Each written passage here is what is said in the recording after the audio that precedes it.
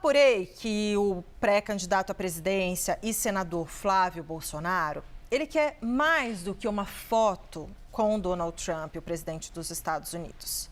A gente ainda não sabe quanto tempo, aliás, não só a gente, como a própria equipe de Flávio, não sabe exatamente se de fato esse encontro vai acontecer hoje, está previsto, e quanto tempo eles terão juntos. Mas, se houver oportunidade, para além de uma foto, se der para eles conversarem um pouco, Flávio Bolsonaro quer falar para ele, já está levando consigo na viagem, informações para discutir sobre a questão da segurança pública aqui no Brasil.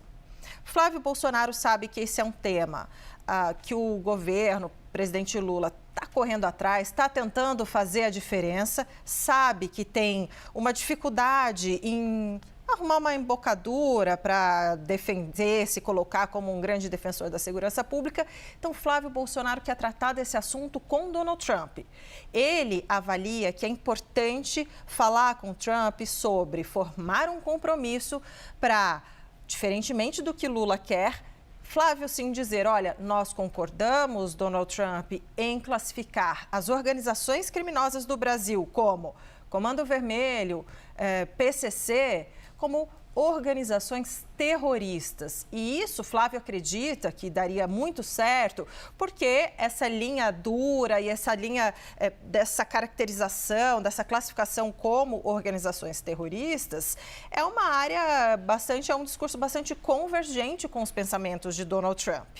Então, essa ideia, especialmente nesse assunto, e falar também para Donald Trump que pretende endurecer as regras de segurança pública no Brasil, as condições dos presidiários e tudo mais. Flávio, inclusive, já foi visitar, conhecer o sistema de El Salvador de segurança pública, das penitenciárias e tudo mais, e quer incluir isso em seu discurso, cada vez mais em seu discurso presidencial, de campanha presidencial, já que sabe que essa é uma questão que aflige bastante os brasileiros, as mulheres que se preocupam com seus filhos, especialmente, com o marido que vai, não sabe se volta por conta da segurança. Enfim, por isso ele quer falar, quer ver se consegue travar um diálogo com Donald Trump em relação à questão da segurança pública, ao tráfico de drogas, ao tráfico de armas, esse combate, tráfico de pessoas, enfim. Todo esse assunto seria bastante importante para Flávio. Para quê? Para ele não aparecer só numa foto, o que já é de grande valia para a campanha, nesse momento da pré-campanha de Flávio, que vai ajudar a desviar um pouco o foco, deixar para trás um pouco a história, a crise de Flávio Bolsonaro com Daniel Worcaro, ex-dono do Banco Master. E aí mudar de assunto, vir com uma pauta positiva, estar ao lado de Donald Trump, que tem tudo a ver, toda a convergência também com os bolsonaristas e tudo mais. Agora, conseguir falar e, de repente, tirar uma frase ou um compromisso público ali, alinhavar um compromisso para caso Flávio seja eleito, ou até na sua atuação como político e tudo mais, na questão do combate ao crime organizado internacional em especial.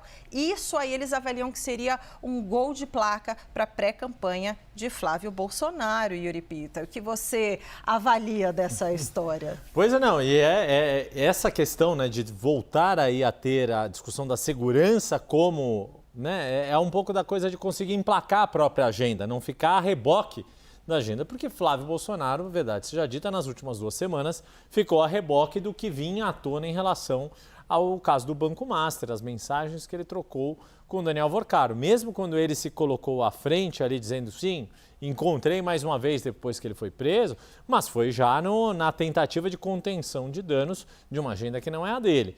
E este tema da segurança é um dos caminhos que existe ali, uma marca de diferença entre o campo da oposição e que o governo tenta também emplacar como um assunto dele, mas que nisso tem uma clivagem muito clara. O governo é contra essa classificação de organizações terroristas para facções criminosas e Flávio Bolsonaro, Lula é contra, falou isso inclusive lá nos Estados Unidos, que rejeita esta questão, e Flávio Bolsonaro exatamente tendo um caminho oposto na defesa, sim, desta classificação, Débora. E marcando, né, essa diferença. E é interessante porque esse possível encontro, né, previsto para acontecer hoje, a gente vai trazer mais informações ao longo do 360. Vamos trazer informações direto dos Estados Unidos com nossa equipe, com informações que nós estamos apurando. Então, já a gente traz mais informação. Mas é importante que você falou da questão da marca da segurança pública, porque isso tem tudo a ver com a minha segunda apuração sobre Flávio Bolsonaro.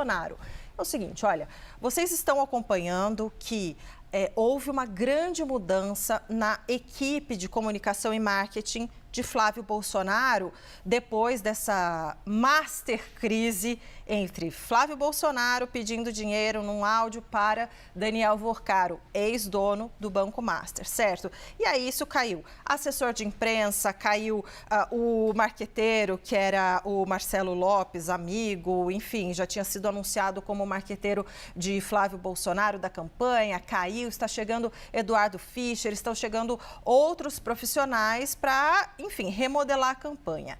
E um dos desafios agora é o quê?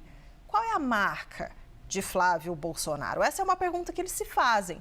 Ora, se sabe, por exemplo, que o presidente Lula, ao longo de todos esses anos, ele veio criando, não só das presidências anteriores, mas numa luta de vida, a marca de, olha, Lula, o pai dos pobres, Lula, o combate à fome, à miséria, à desigualdade social.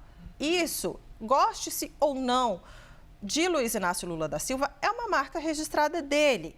No país, hoje, em vida, não tem ninguém que tenha uma marca mais forte nessa área, que seja mais identificado nesse setor, do que Luiz Inácio Lula da Silva.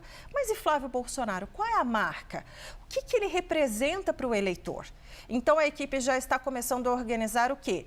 Testes, 1000 pesquisas. E não só as pesquisas, as grandes pesquisas de opinião, aprovação, etc., mas aquelas chamadas pesquisas qualitativas, que é o quê?